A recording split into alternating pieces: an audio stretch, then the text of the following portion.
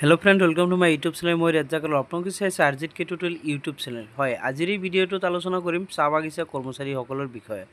হয় অসমৰ মুখ্যমন্ত্ৰী ডাঙৰীয়া হিমন্ত বিশ্ব শৰ্মা ডাঙৰীয়াই ঘোষণা কৰিছে তেওঁলোকৰ দিন মজুৰি বৃদ্ধি কৰিছে হয় আগত কিমান টকা আছিল আৰু বৰ্তমান কিমান টকাকৈ দিব সবিশেষ এই ভিডিওটোত আলোচনা কৰিম তো আপোনালোকে ভিডিওটো প্ৰথমৰ পৰা শেষলৈকে চাব আৰু যদি ভিডিওটো ভাল লাগে এটা লাইক কৰিব আৰু শেয়াৰ কৰিব হয় ইয়াত কোৱা হৈছে যে চাহ বাগিচাৰ কৰ্মচাৰীসকলৰ আগৰ দিন মজুৰি আছিল 220 টাকা আৰু এতিয়া বৃদ্ধি কৰিলে 250 টাকা লেখে মানে 30 টাকা বঢ়াই দিছে দিন মজুৰি প্ৰতিদিনে আগত 220 টাকা পাইছিল আৰু হেতু এতিয়া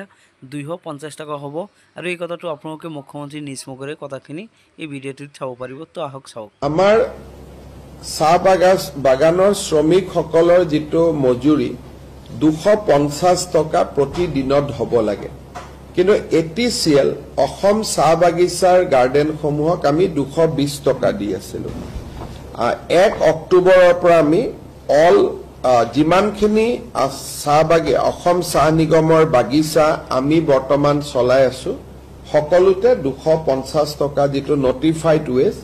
আমি 1 অক্টোবৰৰ পৰা দিবৰ বাবে সিদ্ধান্ত লৈছো